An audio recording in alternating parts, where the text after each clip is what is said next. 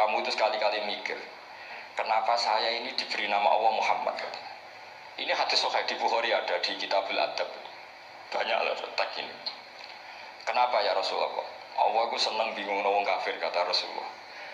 Karena Abu Jahal kalau manggil saya jadi bingung. Itu kalau orang Arab kan pasti tahu maknanya. Muhammad maknanya orang yang terpuji. Sehingga kalau Abu Lahab ngomong itu jadi paradok. Hei orang yang terpuji, kamu bohong. Kan jadi aneh. Ya Muhammad kadzabta. Hei Muhammad kamu bohong. Kalau diterjemahkan hei orang terpuji, kamu bohong. Itu akhirnya sahabat tertawa-tawa. Karena cik pinter ya pangeran milih nama kamu ya Rasulullah. Karena ini bingungkan musuh gitu. Makanya kalau kamu udah anak kiai, itu anak kamu panggil namakan saja Agus. Pasti satu pondok manggil Gus semua. Itu aman aja. Oh itu boh yang nggak seneng tetap panggil Gus. Karena kalau untuk Gus putra kiai kan butuh di bapak kiai, kan bapak es kadung kiai itu kan. Itu ada triknya, yaitu anaknya dinamain Agus. Nah, itu Rasulullah itu sudah dipilih sedemikian rupa oleh Allah. Perilakunya benar, ahwalnya benar, namanya juga benar. Sehingga ketika Abu Jahal, Abu Lahab tahu bahwa nama Muhammad ini problem, karena ini madah. Madah itu memuji. Sehingga mereka kalau mencari Muhammad itu bilang, Ainal madmum, mana orang yang tercela. Terus orang-orang Quraisy tidak paham, kamu nyari siapa? Akhirnya mereka bilang, anak atlubu Muhammad, dan saya cari Muhammad. Akhirnya bilang Muhammad lagi. Nah itu. Nah, Quran juga main di ranah nama. Sehingga Abu Jahal itu namanya kan Abul Hakam. Orang Islam dari awal memanggil Abu Jahal. Karena kalau sampai kita manggil Abul Hakam, kita akan mengalami paradok. Ya Abul Hakam, hei bapak dari semua kebijakan, kamu begini kan kacau. Makanya itu dari sini orang nggak boleh salah apa? Salah nama. Ini penting kalau aturakan karena kadang menganalisis Quran itu satu bilisanin Arabi mubin, kata Imam Syafi'i, wa innahu latanzilu rabbil alamin nazala bihir rohul amin ala qalbika litakuna minal mudhirin bilisanin Arabi mubin. Di antara, kata Imam Syafi'i ini, di antara aturan pokok memahami Quran adalah dia malian bil Arabiyah. Dia sangat-sangat menguasai bahasa Arab. Itu masyhur dalam dialog Imam Syafi'i. Saman kalau ngaji takrib atau Fathul Mu'in, syarat sahnya tayamum lil musafir itu apa? Tolabul ma. Mencari apa? Air. Sampai kalau di takrib dicontohkan, kalau di tempat atas nyari ke bawah, kalau ke bawah nyari ke atas. Imam Syafi'i ditanya, kaifa taqulu bi syartit tolab? Bagaimana Anda berpendapat bahwa tolabul ma itu wajib untuk menjadi sahnya tayamum? Terus Imam Syafi'i faqara'a falam tajidu ma'an. Kamu pergi, kemudian falam tajidu ma'an, kamu tidak menemukan air. Terus Imam Syafi'i mengatakan la yuqalu liman lam yatlub lam yajid wa innama yuqalu lam ya'rif, katanya. Orang yang tidak pernah mencari itu tidak bisa dikatakan lam yajid, tidak menemukan. Kalau belum mencari namanya tidak tahu. Padahal Quran bilang kamu pergi kemudian kamu tidak menemukan air. Tidak menemukan itu berarti harus mencari dulu, baru dikatakan lam yajid, tidak menemukan. Kalau tidak pernah mencari namanya tidak tahu. Hanya gitu tok itu jadi ilmu bahwa tolabul ma itu wajib, karena Allah mengatakan falam tajidu ma la yuqalu liman lam yatlub lam yajid wa innama yuqalu lam ya'rif. Orang dikatakan tidak menemukan berarti setelah mencari kemudian kesimpulannya tidak menemukan. Kalau belum mencari namanya apa?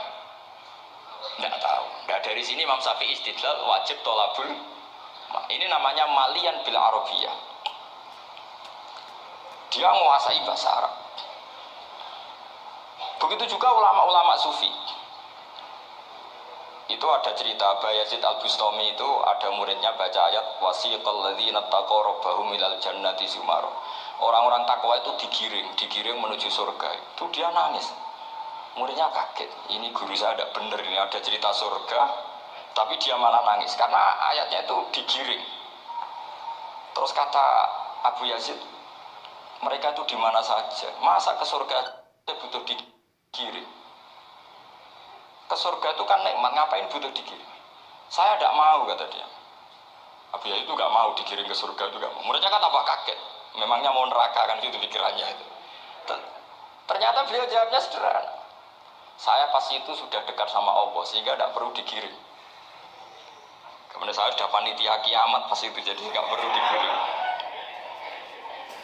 Nah ini nanti penting jadi satu aturan ilmu ulumul Quran. Saya di rumah itu istiqomah ngajar Qawaidul Asasiyahnya Said Muhammad yang dulu ditulis abahnya Zubdatul Itqan oleh Said Alawi. Kemudian Zubdatul Itqan itu tentu dari kitab Itqan. Terus Said Alawi dulu ngarang kitab Faidul Khobir, sarahnya Faidul Khobir sama Sayyid Muhsin Al-Musawab. Dulu dari Padang, tapi hidupnya di Mekah. Saya dulu talaki sama Mbah Mun. Itu ternyata ada ayatnya, innal muttaqina fi jannati wa nahar fi maq'adi sidqin 'inda malikim muqtadir. Sekarang sampean saya tanya, menurut Anda semua orang kena hisab enggak? Enggak, sampean jawab saja. Menurut Anda ketika di mahsyar semua orang kena hisab apa enggak? Pasti kita menjawab iya. Tapi kata Said Muhammad, itu keliru. Enggak kebayang orang seperti Nabi kena hisab. Pasti yang kena hisab itu orang-orang yang enggak jelas. Nah, misalnya Nabi jelas baiknya, harusnya ya langsung nggak kena hisab. Karena tidak mungkin seorang saksi kok diaudit, tidak mungkin. Lu saksi itu di pengadilan kan nggak tersangka, nggak terdakwa, dia tidak boleh diintervensi oleh hakim. Nah, Rasulullah ketika kiamat, ketika fil mahsyar, fi faslil qada itu jelas.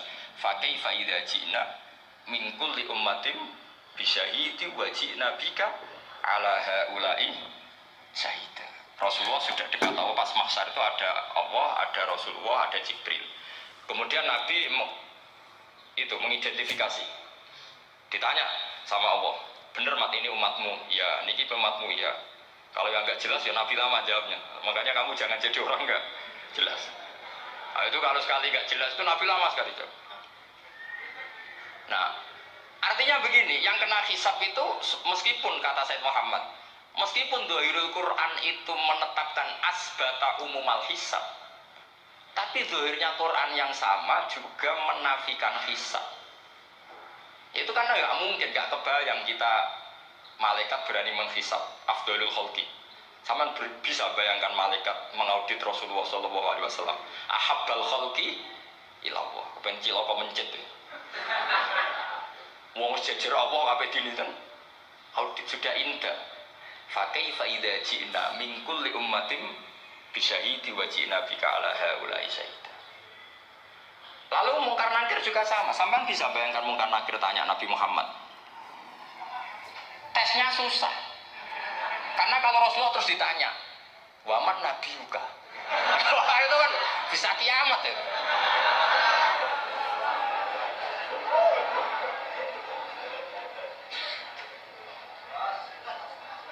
Paham ya? Makanya kata Said Muhammad, ini kan teman-teman tanya, piye carane alim tafsir saja, sarannya satu hafal Quran, dua hafal Sahih Muslim, tiga semua orang sudah mati, tinggal kamu yang alim. Oh itu mesti aman itu. Nah kalau sampean tanya saya, apa buktinya Gus kalau orang tertentu tidak kena hisab? Ya buktinya tadi misalnya innal ladzina qalu rabbuna Allahu tsummas taqamu tatanazzalu alaihimul malaikatu alla takhafu wala tahzanu wa abshiru. Mungkar nakir adalah malaikat penakut membawa ketakutan. Sementara para wali ini jelas malaikat kena konstitusi, malaikat harus mengatakan ke para wali alla takhafu wala tahzanu. Padahal Nabi tentu sayyidul awli. Para wali saja malaikat kena aturan kamu harus bilang alla takhafu wala tahzanu wa abshiru. Hei para wali, kamu jangan susah, jangan gentar, kamu harus gembira. Kamu bisa bayangkan misalnya mungkar nakir bawa godok atau orang harus dipukul ajul sak walang-walang.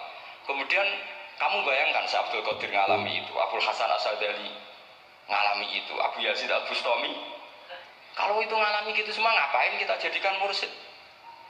Kan sama nasibnya dengan kita. Nah, Zahirul Quran mengatakan asbatal hisabah. Tapi zahirul Quran di ayat yang lain lam yusbit al hisab. Makanya tadi umumul Quran juga ditaksis dengan muqayyid. Yang mutlak ditaksis dengan yang muqayyad. Yang mujmal ya sama seperti itu, aturannya seperti itu, ditafsir sama yang mufassal. Sama orang kafir yang jelas, sampean bisa bayangkan malaikat ngaudit Fir'aun. Cek kurang penggaweane. Jelas eleke kok di audit. Misalnya Abu Lahab di audit, oh malaikatnya celaka mencet. Berarti dia gak percaya sama pernyataan Tuhan tabat yada Abi Lahab.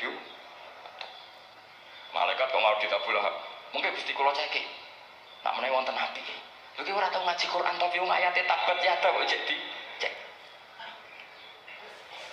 Nah, yang seperti ini masuknya kategori ulaikal ladzina satruse, mereka yang kafir bi ayati rabbihim wa liqaihi fahabitos a'maluhum fala nuqimu lahum yaumal qiyamati wasna. Jadi ada orang-orang kafir yang jelas kena aturan fala nuqimu lahum yaumal qiyamati wasna. Yang jelas kafirnya ya gak kena hisab, yang jelas nabinya, jelas wasinya juga gak kena hisab.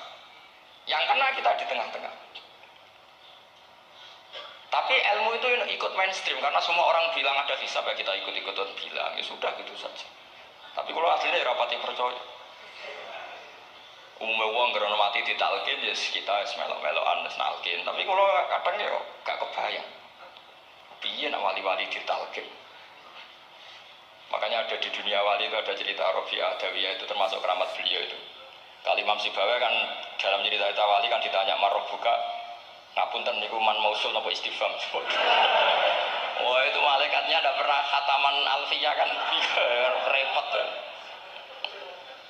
Kalau Rabi'ah Adawiyah lebih parah lagi itu, beliau tuh nangis sekeras-kerasnya. Nangis terisak-isak, dia tersiksa. Ya Allah, engkau itu zat yang paling saya kenali dan harusnya semua makhluk itu kenal engkau. Tapi ini hamba engkau tanya engkau itu siapa? Ini orang aneh kata gitu.